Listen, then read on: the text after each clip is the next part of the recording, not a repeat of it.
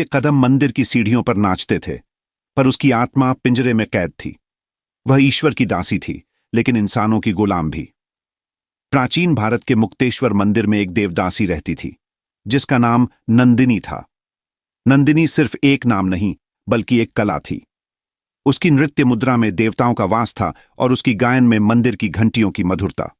लेकिन नंदिनी का दिल पिंजरे में कैद चिड़िया की तरह छटपटाता था। नंदिनी को हमेशा से सपना था कि वह किसी दिन उस मंदिर की चारदीवारी को पार करके दुनिया देखेगी। क्या मैं सिर्फ देवताओं की पूजा के लिए बनी हूं? क्या मेरा जीवन कभी मेरा होगा? उसने एक दिन अपनी सहेली रमा से पूछा। रमा ने ठंडी सांस लेकर कहा, नंदिनी, हम देवदासियां हैं। हमारा सपना देखना भी पाप है। हमारे हिस्से में सिर्फ सेवा और समर्पण लिखा है। लेकिन नंदिनी का सपना जिंदा था। वह चाहती थी कि देवदासी प्रथा खत्म हो और लड़कियों को उनकी मर्जी से जीने का हक मिले। मंदिर के पुजारियों को नंदिनी का यह सपना नागवार गुजर रहा था।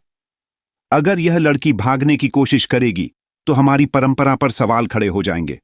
इसे रोकना होगा, मुख्य पुजारी ने गुस्से में कहा। एक दिन नंदिनी ने मंदिर के सामने अपने नृत्य के दौरान एक गाना गाया। उसके शब्द हर किसी के दिल को चीर गए। जो मेरे कदमों की धूल है, वही मेरी जंजीर क्यों बन गई है। गांव वालों के बीच खुसुर फुसुर शुरू हो गई। कुछ ने कहा कि नंदिनी समाज की व्यवस्था को तोड़ने की कोशिश कर रही है, लेकिन कई ने उसके साहस की तारीफ भी की। एक रात नंदिनी ने ठान लिया कि वह इस पिंजरे से बाहर निकलेगी। उसने मंदिर की चारदीवारी को पार करने की कोशिश की, लेकिन पुजारियों को उसकी योजना की भनक लग चुकी थी। उन्होंने उसे रोक लिया।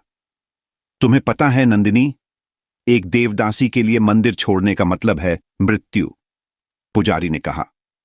नंदिनी ने सिर ऊंचा कर कहा, मृत्यु से डरती तो मैं कब की तुम्हारे आदेशों के आगे झुक चुकी होती। लेकिन याद रखना, मेरी मौत इस मंदिर की जंजीरों को तोड़ने का पहला कदम होगी। पुजारियों ने उसे जहर देकर मार डाला और उसकी मौत को देवताओं की इच्छा करार दिया। लेकिन कहानी यहां खत्म नहीं हुई। नंदिनी की आत्मा मंदिर के अंदर गूंजती रही। हर रात लोग मंदिर में उसकी आरती की आवाज सुनते। उसकी आवाज ने गांव वालों को झकझोर दिया। नंदिनी का सपना अधूरा नहीं रहेगा, एक बुजुर्ग महिला ने कहा। गांव के लोगों ने एकत्रित होकर देवदासी प्रथा के खिलाफ आवाज उठाई। उन्होंने मुख्य पुजारी को पद से हटा दिया और मंदिर को स्वतंत्रता का प्रतीक बना दिया। आज मुक्तेश्वर मंदिर में कोई देवदासी नहीं है। वहां की हर आरती नंदिनी की स्मृति में होती है। उसकी कहानी हर लड़की को सिखाती है कि सपने मरते नहीं, चाहे शरीर खत्म हो जाए। उसकी मृत्यु एक अंत नहीं थी, बल्कि एक शुरुआत थी, सपनों की उड़ान की।